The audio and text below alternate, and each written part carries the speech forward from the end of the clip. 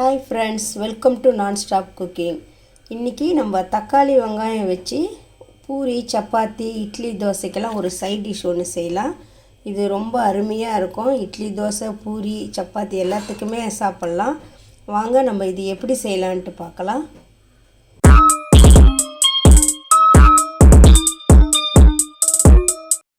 இப்போ ஒரு ஸ்டவ் பற்ற வச்சு ஒரு பேன் ஒன்று வச்சுக்கலாம். இதில் ஒரு 4 டீஸ்பூன் எண்ணெய் விட்டுக்கலாம். இதிலே கடுகு, சீரகம், சோம்பு இதெல்லாம் ஒரு கால் டீஸ்பூன் போட்டுக்கலாம். இப்போ இது பொரிஞ்சிடுச்சு. இதுக்கு நம்ம 2 பெரிய சைஸ் வெங்காயம் நல்லா பொடியா கட் பண்ணி வச்சிருக்கேன்.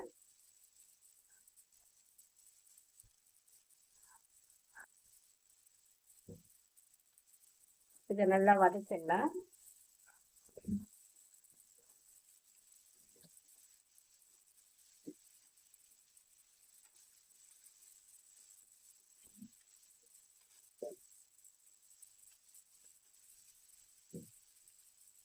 இதுல ஒரு 7 பூண்டு நல்லா நசுக்கி வச்சிருக்கேன். அதையும் இதிலே போட்டுடலாம்.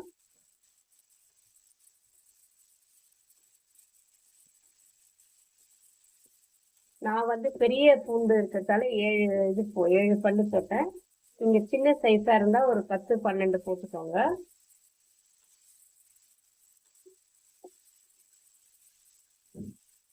இதுல கருவேப்பிலை போட்டுக்கலாம்.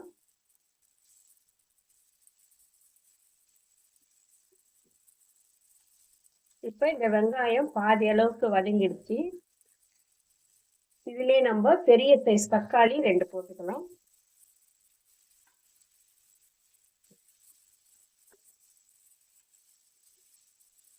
இதையும் சேர்த்து நல்லா வதக்கிடணும்.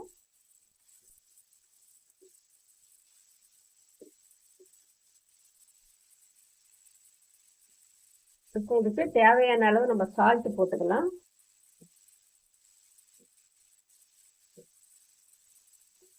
இப்போ இந்த வெங்காயம், தக்காளி எல்லாம் நல்லா கொஞ்சம் வதங்கின பிறகுதான் நம்ம இதுல மிளகாய் பொடி எல்லாம் போடணும்.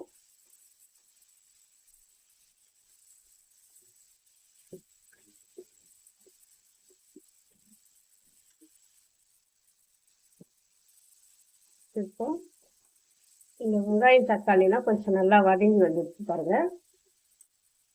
இதுலயே 1 டீஸ்பூன் மிளகாய் பொடி போட்டுக்கலாம்.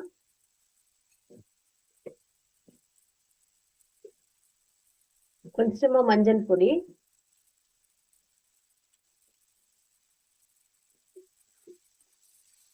இப்ப இதையும் நல்லா நம்ம கிளறி வச்சுக்கலாம்.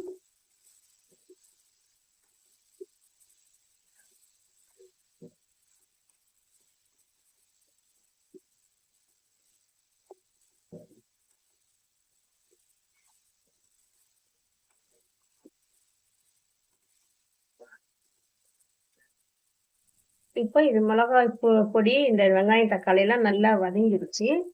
இதுல நம்ம கொஞ்சமா தண்ணி ஊற்றிக்கலாம்.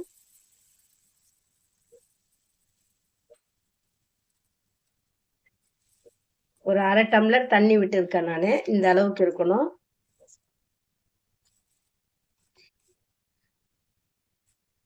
இப்போ இது நல்லா கொஞ்சம் சிம்மர்லயே வச்சு நல்லா கொஞ்சம் கொதிக்க வைங்க.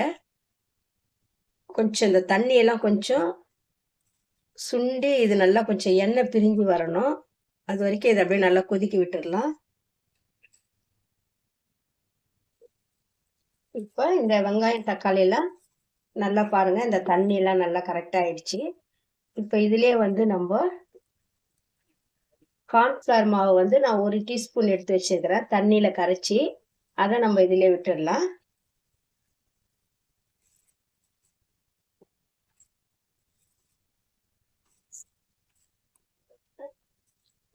இதை நம்ம போட்டு ஒரே ஒரு கொதி வந்தா போதும். அதிகமா நேரம் கொதிக்க கூடாது. இது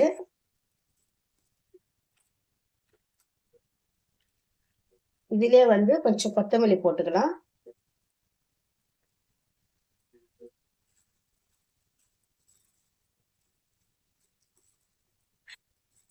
அவ்வளோதான். இப்போ பாருங்க, இந்த சட்னி நல்லா ரெடி ஆயிடுச்சு. வெங்காயம், தக்காளி, பூண்டு இதெல்லாம் போட்டு நல்லா ஒரு தொக்கு ரெடி ஆயிடுச்சு பாருங்க. இது வந்து நல்லா நம்ம இட்லி, தோசை, பூரிக்கு, சப்பாத்திக்கு எல்லாத்துக்குமே தொட்டு சாப்பிட்றதுக்கு நல்லா இருக்கும். இதே போல நீங்களும் செஞ்சு பாருங்க.